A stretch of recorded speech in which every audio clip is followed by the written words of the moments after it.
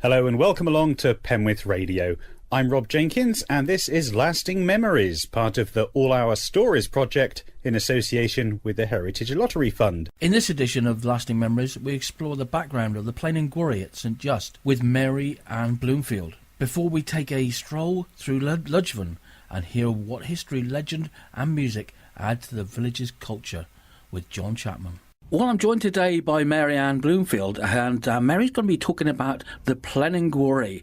The Plen in Gwarry situated in St.Just. What is the Plen in Gwarry? Well, the Plen in Gwarry actually means, if you translate it from Cornish, it's playing place. So that's the sort of definition of Plen in Gwarry. Although I keep trying to say plain these days because that's in Cornish dialect. That's how it's said, really, Plen in Gwarry.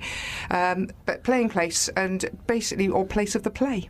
Mm-hmm. And which is sort of tells the big story about how they came about. Because there was a big resurgence in about the 1300s, so around the mid 1350 onwards, there was a big drive to turn I wouldn't say the peasants, but the Cornish people to turn them to religion, to get them to become Christian believers, and so one of the ways of doing that was to involve them in community performances, which they started in the churches at the time, and the canons at Glasgow College were involved. They used to write the scripts in Latin, and they would have a man of the church who would be called the ordinary, hence the plays. Original plays often were called the ordinalia plays, were some of the original plays. And he would direct the action, and they would happen in church, and they would have a heaven and a hell, and they would have the bishops and all the different people, and the plays would be done in Cornish.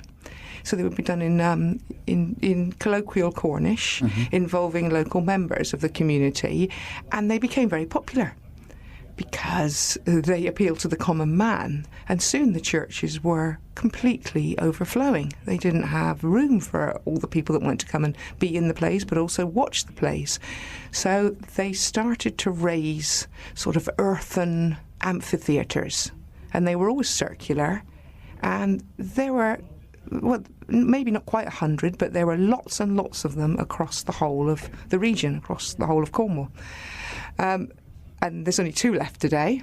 So, there's one is Penwith Round near Gwarry, which is beautiful, but sort of in the sticks. And the other one is St.Just, Plen in Gwarry in St.Just, which is right in the middle of the town. And they're the best preserved and still in their original, maybe not in their original state, but still in their original site. So, it was situated right in the middle of the town, ideal for the community to get round. Well, that's the thing. After it was, so the plays sort of were put on 1375 onwards, and they were a massive movement. Thousands and thousands of people flocked to see them. They were very, very popular, and they did continue for quite a long time, but we're not quite sure, when. But they probably died a death when the Cornish language died a death, in a way, because the Book of Common Prayer came about in about 15, I'm not sure of my dates here, but I think it's about 1560s. And it basically became illegal to worship in any other language apart from English. Right. So if you were doing plays in Cornish that were religious plays, and the ordinary plays would have been, there was a cycle of 3. There would have been the creation, the passion, and the resurrection. If you were doing those sort of religious plays in Cornish, that became an illegal act. So I think gradually, the further west you go, the longer things go on. We know that, because no one bothers to come down this far, do they? But no, we're the sort of last toe on the foot as such, aren't we? We are, and so therefore I think they probably, it might be, this is all supposition really, but it might be why St.Just is very well preserved, because it was probably the last in use. Mm-hmm. Because of the whole nature of, the top of Cornwall gets it first, They had a miraculous, they were fantastically staged, actually. They used to have 9 stages around the outside. They were done in the round. with a central stage in the middle. For some of the sort of and they basically told the Bible stories, but they had a Cornish slant, so there would be it's quite that they have a whole story which isn't in the Bible. It's a separate. It was written separately for Cornwall. There's a story about the pips of the apple and being that Adam and Eve ate, and they were planted and they grew into the tree, and that tree eventually was the tree that was sawn down to make the cross, on which Jesus was grown. So it's sort of different. They have a different slant on everything. But they would have been done in the round, and the mansions around the outside change with whichever play they did. But the project I run at the moment does have we use the original stage plan, which is the oldest theatrical document in the Bodleian Library, as our logo. But that was a stage plan we also used when we did the plays. But after the plays finished, the Plen and Gwarry were continued to be used. Our Plen and Gwarry was continued to be used for community events, and you would have, I think John Wesley came and preached there actually. Yeah. They would have tea treats there. They would have mining, rock drilling competitions, and we've still got stones in our Plen and Gwarry today that you can see where when the miners were having a day off, they do hand drilling. You think they want to do something else on their day off anyway, but I don't quite understand that. But bit of a busman's holiday. Yeah, it is. But we've got that there, and we found what we think is the trace of a devil's spoon, which goes back to the original days actually, when they would have had an underground tunnel where the devils would crawl along and add to the action by jumping up in the middle of the plain and grabbing people and dragging them into the bowels of the earth. And we didn't think we had, but that would have been constructed in the 1370 whatever when it was done, but the fact that the Plen and Gwarry is still there, it's still used by the community. We started a festival in 1997 called Lafrauda to use the Plen and Gwarry because it's such a miraculous, wonderful space, and people go there and eat their pasties still, and they have a game of footy, so it's not a precious space, it's used. But our aim is really to make sure that space doesn't die, that we do keep using it, and we keep its theatrical use going. Because when we did stage the plays in there, we did reenactments of the miracle plays, 2000 to 2004, and over the space of that time, we had 30,000 people come to St.Just to see those plays, and it was quite a marvellous thing to see that amount of people coming in. It seems a vast amount of people for quite a small town as such. Yes, and, I mean, it was over the 4 years, and they grew in popularity. But they were spectacular. We had 9 stages around the outside and lots of sets, and it was very local. It was community people. We had a live choir, we had a live band, a local playwright readapted the plays, the original scripts from what we know. We had passages of Cornish. We couldn't make it all Cornish because otherwise it wouldn't be understood. So we had passages of Cornish in there, and they went down really well. We had about 250 local people join in with the plays, and we did make films of them, which we're going to re-show to reignite our project. And by the time we finished in 2004, everyone was really keen on them, and people were starting to recognise. Hang on, lots of people come to St.Just to see these plays. And they bring some money with them because they're cultural tourists. And some of them are coming and staying in local accommodation. So people began to see the economic benefits of having this fantastic space in the middle of St.Just. But at the same time, although the Plen and Gwarry is right at the heart of the community and everyone loves it, a lot of people don't really realise how old it is, and they don't really realise its history. No, I mean, probably most people wouldn't think about it going back, as far as the 1300s as such. You mentioned they say that it's actually there in the heart of the community. Who actually owned it, and who owns it now, or whatever? Well, it would have been built on church land to start with, because all the plays were done in the churches, so therefore they used church land to erect the amphitheatres on. But it's now an ancient monument, so the Plen and Gwarry itself is an ancient monument. So it's actually overseen by St.Just Town Council. Right. So. And you can book it and you can use it for events. You just get in touch with St.Just Town Council and they send you a form and you fill up the details of when you want to use it, which is what the Frauda Festival does when it's used for that, and what we did when we did the plays. But our project really is when we did the plays. If you're putting on a massive theatrical event with all those people involved, you need a base very near the Plen and Gwarry, where you can base your players and you can plug in for electric and you can store your lights, and because it's all that sort of stuff that you need to use. And we used an old British Legion band hut, which was right next to the Plen. You just literally, pop over the wall of the Plen and there it is. And we used that. And in 2004, when we finished our last play, exhausted we were, the British Legion decided to sell. They wanted to sell that site, and it's the last remaining site around the Plen. And we thought, it's going to be, before we know it, it'll be bought for building, and there'll be a couple of houses on there, and that'll be gone. So a few of us got together, and we persuaded Penwith District Council to buy the site, which they very kindly did on our behalf, and gave us a couple of years to pay them back. And then we did raise quite a lot of money in quite a short period of time. And then they let us off some of the money. They very kindly let us off about 50,000 off the fee. So, and then we had to wait some more for Cornwall Council, went unitary, and all waiting for that. But eventually in 2011, we got the land. And since then, we've raised grants to get the planning done and draw up our plans. We wanted to do a green build on the site because we knew we didn't have money for a big granite building, but a nice sort of single-storey green build with some storage in the roof for all the costumes and the props and all the things that you can never find a home for, but you want to keep using if you're going to keep doing those big plays.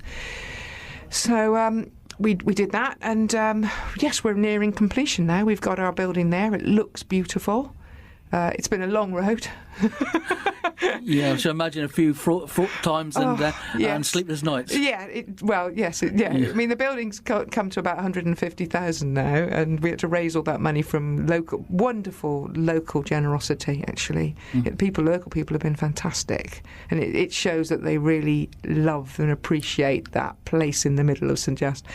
But also we've worked hard to get grants. We discovered 3 main sewers in the middle of the site. That put us back for 4 months and made us raise another 15,000. But we've got over that one. Yep. So we're just now at the new. I suppose what you could say is we can start from here now. It's been 10 years to get here, and we can start from here. Yeah, this is your starting point now. Yes. Yeah. So the future vision really is that we will do the plays as a secular thing. We probably only do them every 4 or 5 years because they're so enormous. But they are spectacular, and they do bring people into St.Just. But we want to make them sustainable, so we'll try and raise grants for the first one. So we will redo the Ordinalia plays. That's our plan. Hopefully 2015. That'll be our first. We want to open up the Plen and Gwarry and say, look, we've got a nice green room and a backstage resource to bring more theatre groups. We're working with the Minat because they always have more people than they need. So, so we'll get summer season in there. Miracle are coming this year on the 21st of August to start us off. We want to put an archive in the building. It's going to be called the Nut, actually, Knut. Yep. After Dominic Nutten, because he directed the original round of plays and sadly died in 2007. So he directed our plays from 2000, 2004, but fit him a memorial. Yeah, and his dad will come and open it. It's been very lovely. We want to put an archive in there, manned by volunteers, which we can run an education and an outreach programme from. So basically people can come and see old photos, what we've got, look at old maps, read text, learn about the history of the Plen and Gwarry, and because it's so unique and fantastic, really. So onwards and upwards, we hope. Well, that sounds very good to me, and I think it's a very worthwhile project to actually get people in the community involved, and you're actually bringing more people into the area. Yeah. And right down this end, which is always difficult, because we know the further you get down Cornwall, you got to drive that bit further, and for people to realise how special the Plen and Gwarry is, and just that really. With only 2 of them in existence, well, they say long may they continue. Yes, exactly. Definitely. Well, and to make people realise that, because Cornwall's a difficult place to live sometimes, it's not all marvellous, and to realise how rich the history is and how important a place it was. That we weren't all just living in caves and doing that. Actually, the Cornish were doing some miraculous things. Yeah, part of our history here in Cornwall, and actually throughout the UK in that respect. Yeah. Well, thank you very much for coming in today, Mary. That's all right, Dave. It's been a pleasure having you in and talking about the Plen and Gwarry, and good luck with the future. Oh, thank you very much. And please, just to say to people, have a look on our website, www.plenproject.com, or come to St.Just and see what we've got there. Okay, that'd be lovely. Okay, thank you. Thanks very much. Bye.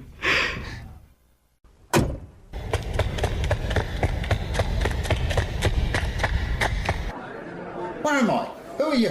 You're in the old inn at Ludgvan, and my name's Nick. I'm the landlord here. All right. How long have you been in here then? Been in nearly 2.5 years now. You say we, that's... Myself and my partner, Gay. And are you local people? Have you come down? We've been in Cornwall for 11 years now. So where were you before? I was a fireman in Manchester for 20 years. Hence the fireman's helmet on the... That's right. Hanging on the... All right. Yeah. And so what made you decide to uproot and come to Cornwall? Well, it's a longish story. But when we first got married, I brought Gay down on honeymoon. And she just fell in love with the place. She'd never been to Cornwall before. Right. And to cut a long story short, she applied for a job at Penwith. Yep. She's an environmental health officer. Right. She got the job, was successful, and it was make your mind up times. You look over your shoulder and think, what if? Or do you just grab the opportunity and go for it? So that's what we did. And she went for it? Yeah. And here you are. Here we are. The dream job. It might be for some. Right. There aren't any shops in the actual village. Not in Ludgvan, no. So you are the hub of the village? We should be, yeah. There's a community centre across the road that has football teams, cricket teams, but he doesn't open the hours that we open, so... Right, and you've got the village school, primary school, down the road? Ludgvan Community School. Unfortunately, parking's quite restricted in the village, so we've come to an arrangement with the school that they can use our car parks so they can drop the kids off safe in the morning and pick them up safe in the evenings. Well, that is a real social input into the village that you've brought. Name of the inn, the old inn. Yeah. Can you throw any history on that? Not from the name, no. I mean, it used to be 2 cottages. Dates back to about 1710. Right. At what point it became a single unit, I'm not sure. We're reputed to have ghosts. Oh, right. And apparently we've definitely got one because it's been seen by a reputable psychic type person. Oh, right. And is it a male or female? Or? It's male. Yeah. Middle-aged guy, quite rotund, with a beard, dressed in period clothing. When you say period, from which period is this? It's difficult to say because I haven't seen it. I'm only going off descriptions of people who have seen him. Right. But he would appear to have some kind of sailing history just by his clothing. Right, yeah. So, whether he was a fisherman or... I don't know. Yeah, he sits in the corner over there. All right. And what does he drink? I mean, because you're saying 1710 or something like that. Yeah. Which would fit very nicely in with a local lad, Humphrey Davy, who was brought up in the village here, and he was born, of course, in 1778. And so... So we were here long before Mr. Davy. Yes, and... so this actual building would have been here, and he may his interest had developed within this village, because if I'm correct in thinking, the Red River runs through the village here, and goes out to Long Rock. Yeah. And his interest in in why it was red. Yeah, I don't know. There used to be, in fact, there still is, in the dip there where the river runs, a water point. Right. Where the local villagers used to fill the pitchers of water from. It's got a special name, and I don't know what it is. Right. But I suppose a little bit of research would turn that up. Oh yeah. And I think I need to come back and do something quite deep on Humphrey Davy, because he is an important person. But I know his interest actually developed from looking at Hale Harbour, the lock gates there, and the rust on it, and therefore he gave us a lot. And as a matter of interest, while we're on Humphrey Davy, he, of course, is famous, apart from Bart's Hospital, for inventing the Davy safety lamp, which of course was for the miners of this area. And his idea was pinched by George Stephenson, the railway engineer. He claimed it as his because Humphrey Davy hadn't patented it. And so all the Welsh miners and the English miners were using Humphrey Davy's safety lamp, whereas all the people around the Newcastle area were using George Stephenson's. And they were known, because they were using his lamp, they were known as Georges. And then the name got contaminated and they became known as Georges. Georges, yes. And so the name came about. But it all originates actually from Humphrey Davy living I've always known them as Davy lamps. Yeah. Obviously there was quite a lot of mining heritage in the Lancashire area, which is where I'm from originally. Oh, right. And they were always known as Davy lamps. Right. Now, notice on your wall, you've got a Stackridge poster. That's right. Now, Stackridge, I must admit, are one of my all-time favourite bands. So what's that doing on the wall of a pub? In Ludgvan. In Ludgvan. That's a fair question. Yeah. And what's your connection? Well, my wife is a massive Stackridge fan and has been all her life. I like your wife. Yeah, you've got good taste. Her eldest brother is also a Stackridge fan, and he's got some clout within the entertainment industry. Right. He has his own acoustics business. Right. And he got to know the guys, or some of the guys, and we went up to a gig in Crewe. Yep. And that's where we got the poster from. It's a signed limited edition poster from a gig in Crewe. Right. So, and as you well know, the guys came down to St. Ives.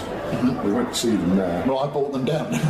Yeah. And then on the Sunday after the gig, they all came here and had a bite to eat and a couple of pints and before they went home. So we've got some photographs and guys quite. So if anybody wants to have a look at this rather unique poster, they really ought to come here. By all means, yeah. And have a pint. Absolutely.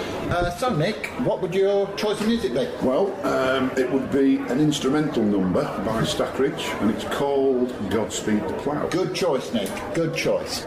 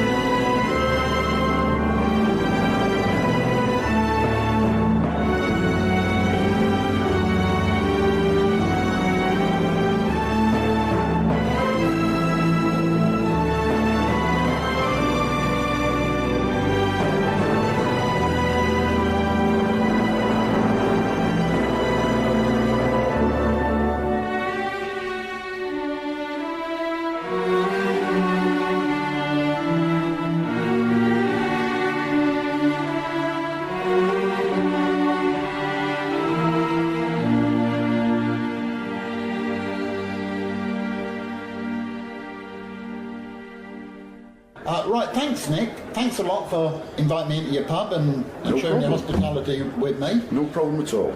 I am actually on the trail. I'm looking quite tragically into the death several hundred years ago of a girl from the village here. I don't know if you can shed any light on it. She was the daughter of a woodcutter. We know his name was Hood, and we believe her name was Ruth Hood.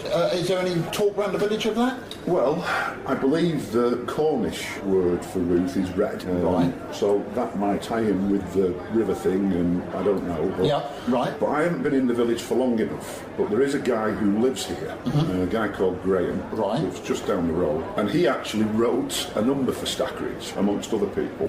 So he's a bit of a musician. Not Graham Smith. Yes, Graham Smith. Right. Yeah, yes, he did indeed. He wrote the Indifferent Hedgehog. And in fact, I can tell you now, George Martin, of Beatle fame, Right. played the piano on that track. Graham lives in the village. Yes, just down the road. Right, I'm going to go and knock on his door. Well, yeah, because Graham's lived here a lot longer than I have. Right, and he may be able to... He may be able to throw some light onto your research into Ruth or Red or whatever she's known as. Right. And some of the history Right, lovely. inside the village as well. Brilliant. Well, thanks a lot.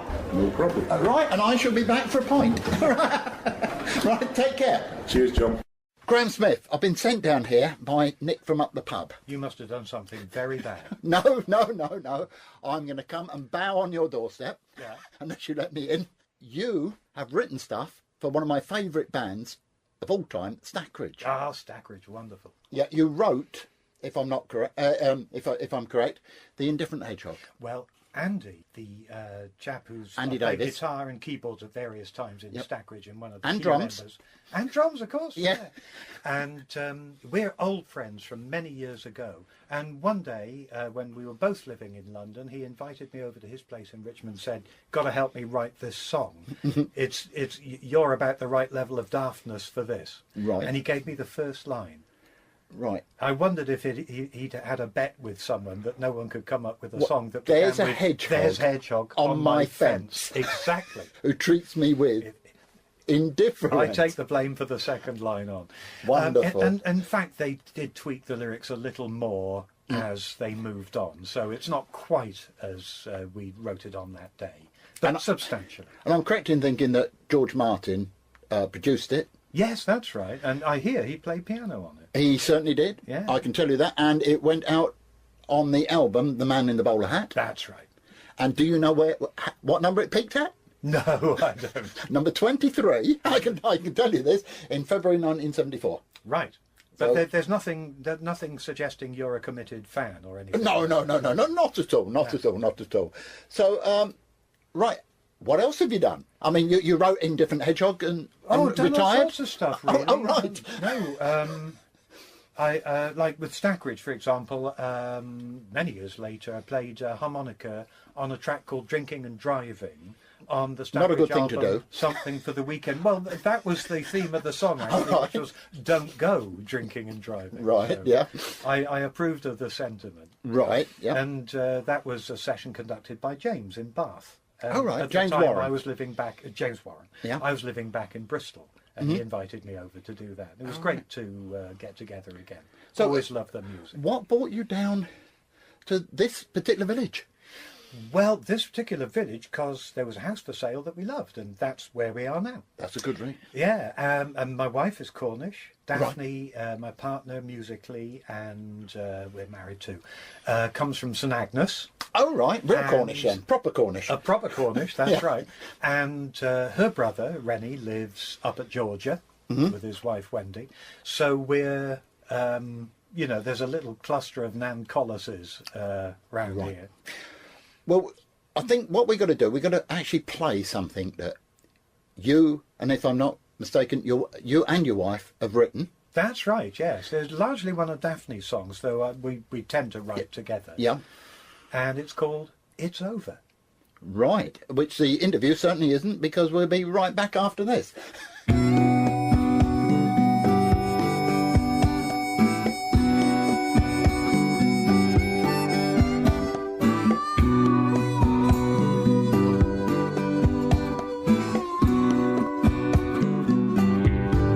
Never gonna show it.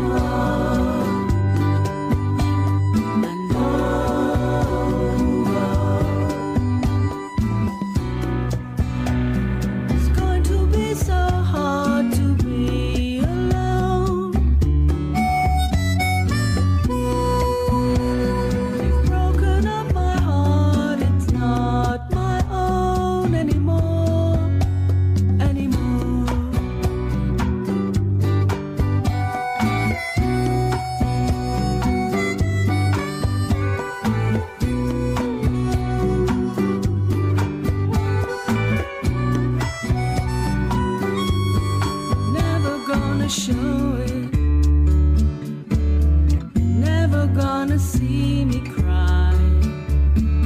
They're never gonna know it. Even if I have to lie. 'Cause it's over.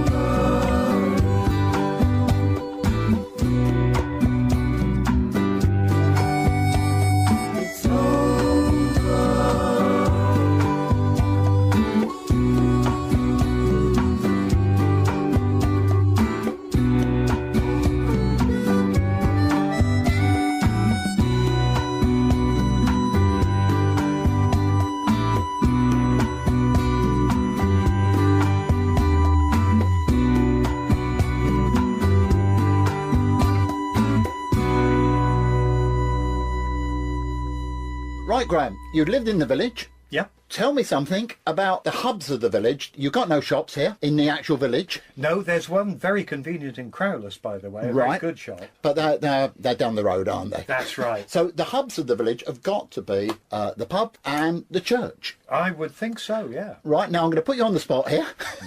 You're going to ask me which one I'm better acquainted with. Well, you've got a thirst after righteousness, so go.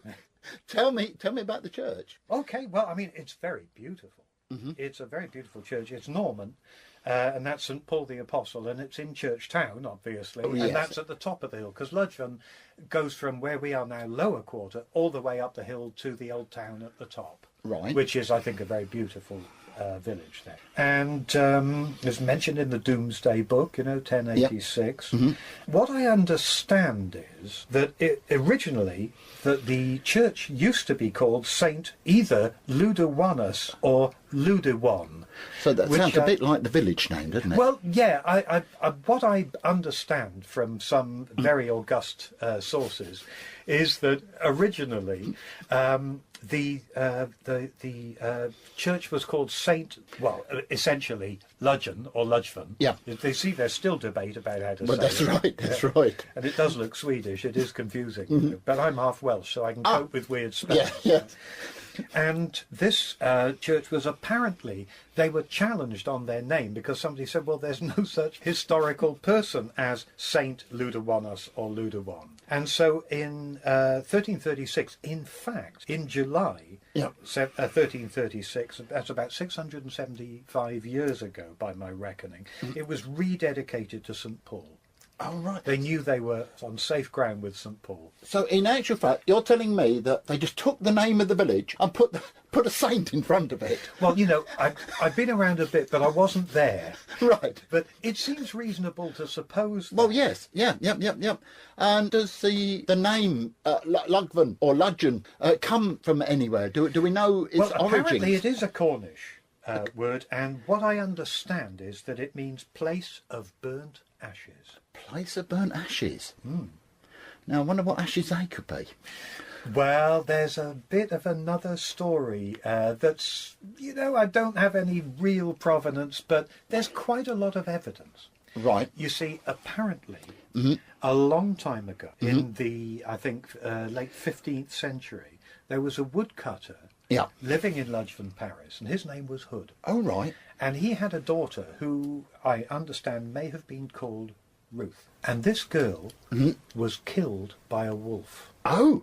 Now, this wolf, strangely enough, was quite significant because, from what I understand, this was the last wolf alive in the UK. The last native wolf? The last, feral wolf, yes, that's right, living in the wild. Killed a young girl? Apparently it had been killing sheep, and the villagers were pretty aware of its movements and were already not in favour. But then it took this young girl and killed her tragically. Right. And so the villagers brought it to earth and apparently dispatched it and burnt the body.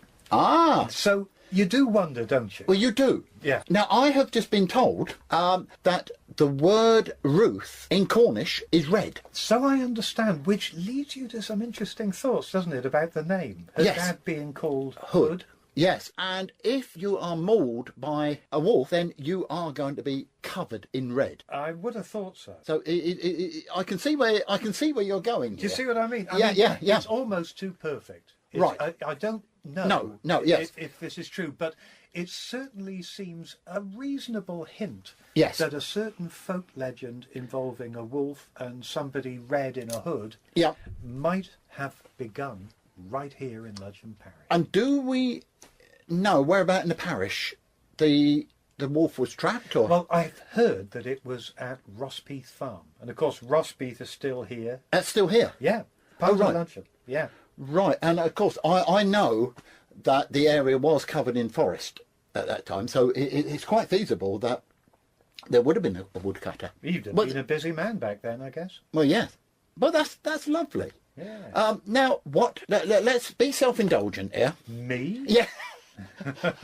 What music would you like me to play for you now? Well, okay. I mean, there's all sorts of stuff. You know, Mm. I've got a life full of music because I teach music. You know, I teach people to play guitar, harmonica, bass guitar, and all that stuff here in Ludgvan. All right, so if they ring you here, Yeah, or go on to my website. That's musictuitioncornwall.co.uk. or look up Graham Smith. Or look at Graham Smith, guitar teacher, and so on. Then they're welcome to talk to me because I really enjoy sharing music. It's a wonderful language. Being taught by a professional, because I believe you played other. Well, that must be a huge. I was a session musician in the 70s over here, and I did a few sessions in the 80s in California where Daphne and I had bands and Right. played throughout the 80s.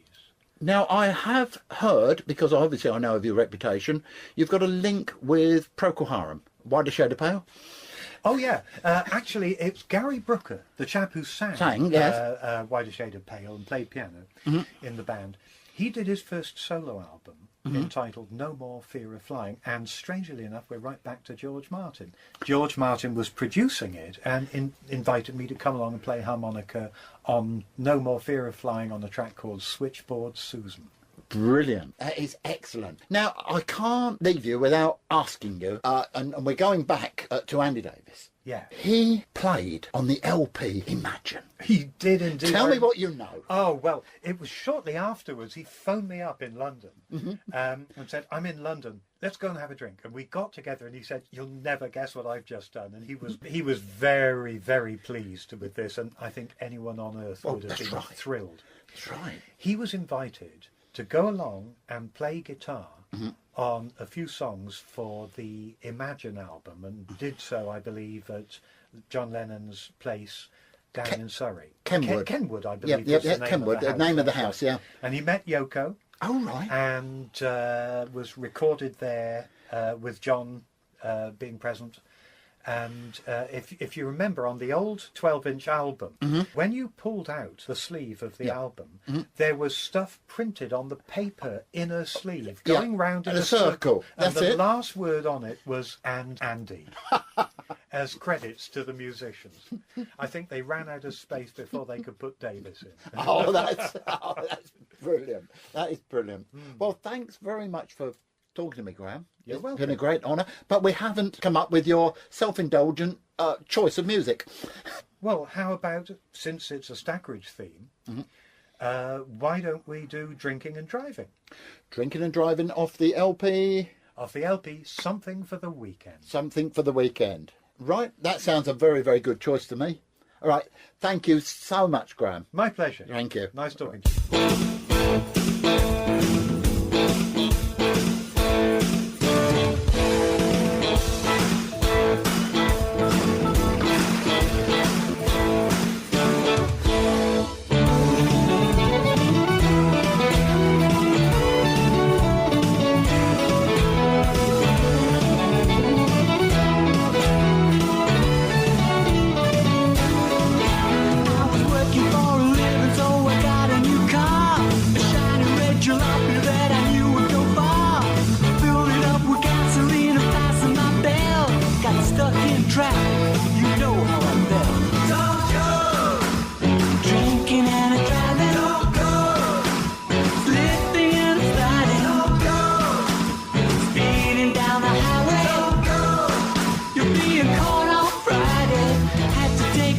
but it was steadily worse.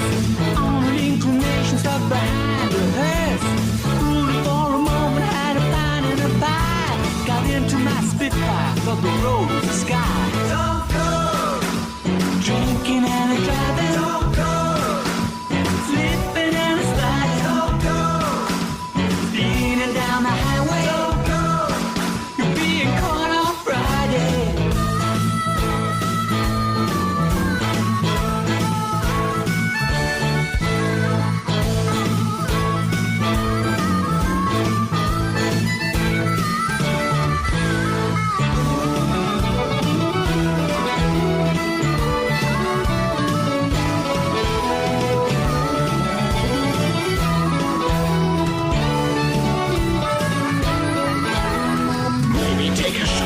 Through a garden or two.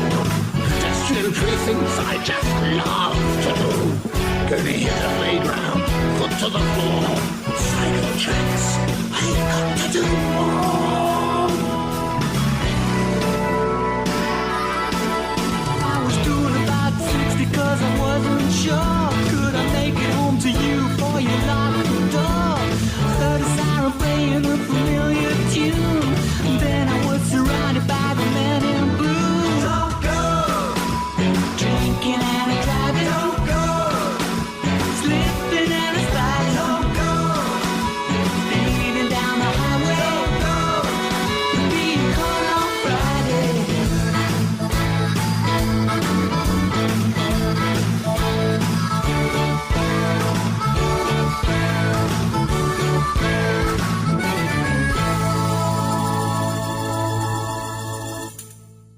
Hello, what's your name? India. India. And do you go to school in the village here? Yeah. And what's the school called? Ludgvan School. Ludgvan School. Right. And what year are you in? 3.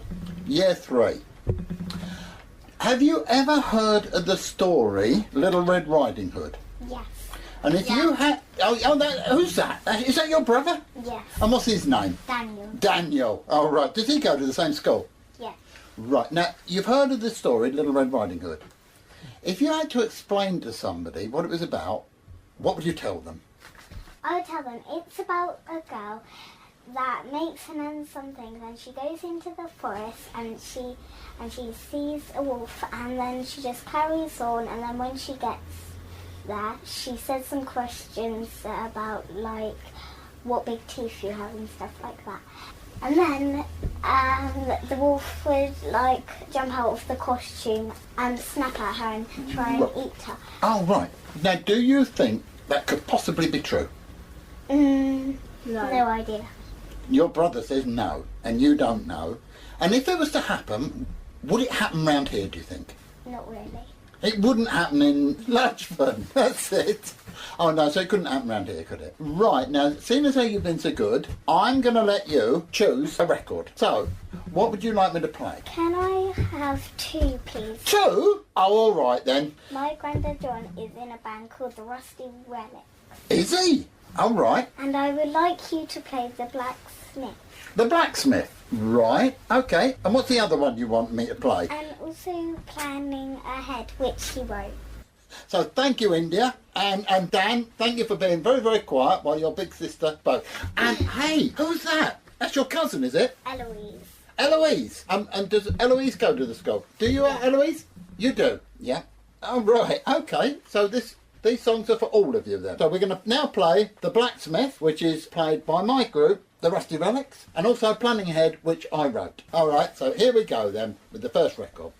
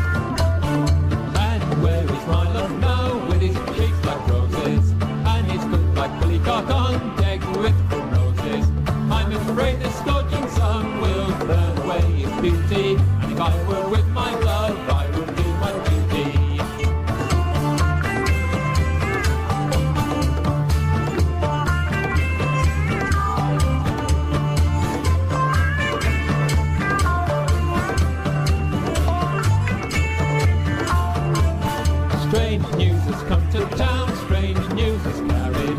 Strange news flies up and down, my love is married. I wish them both much joy, though they don't hear me. And may God reward him well for the slighting of me.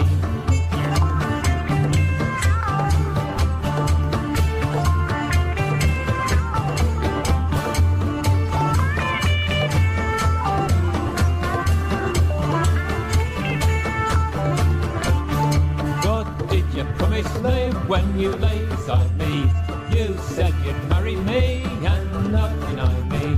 If I said I'd marry you, it was only for to try you. So bring your witness forth and I'll not deny you.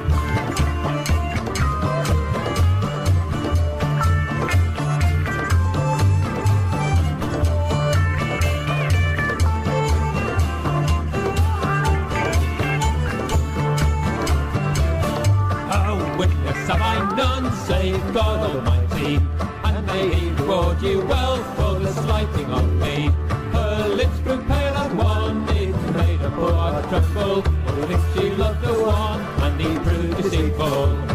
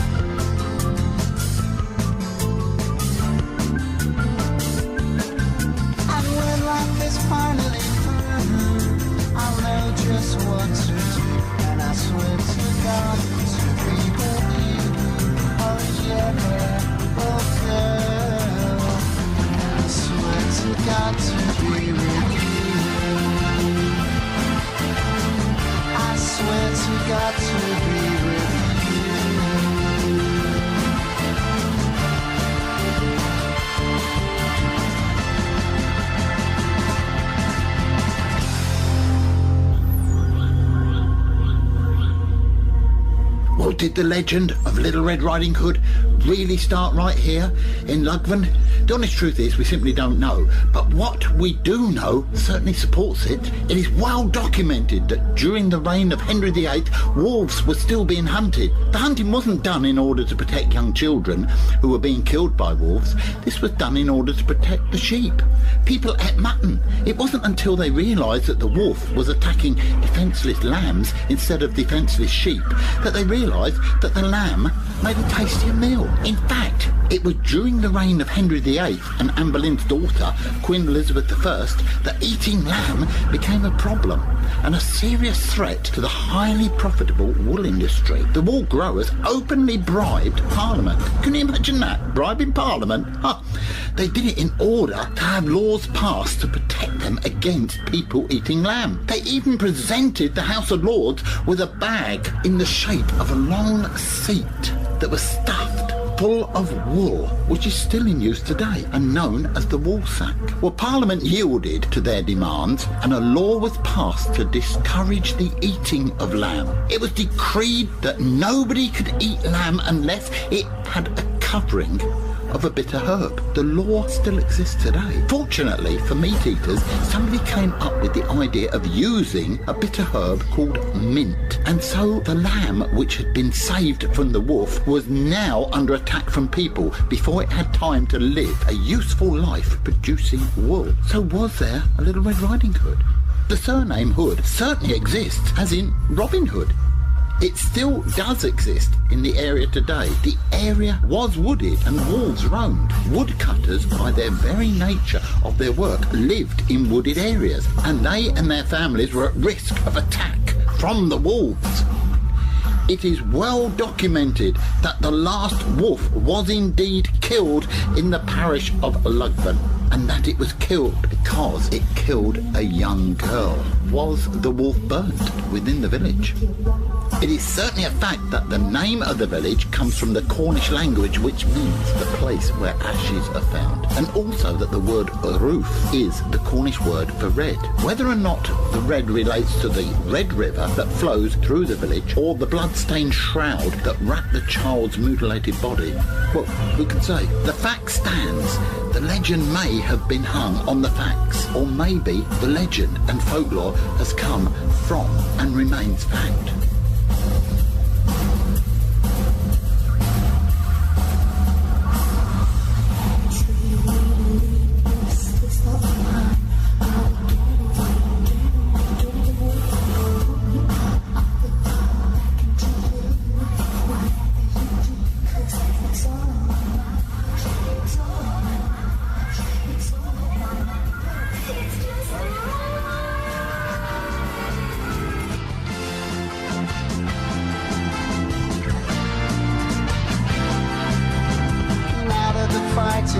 Our love has finally won. Oh my loving, oh my loving. We laid the past to rest. Now we'll just take the best and pull together for our lives.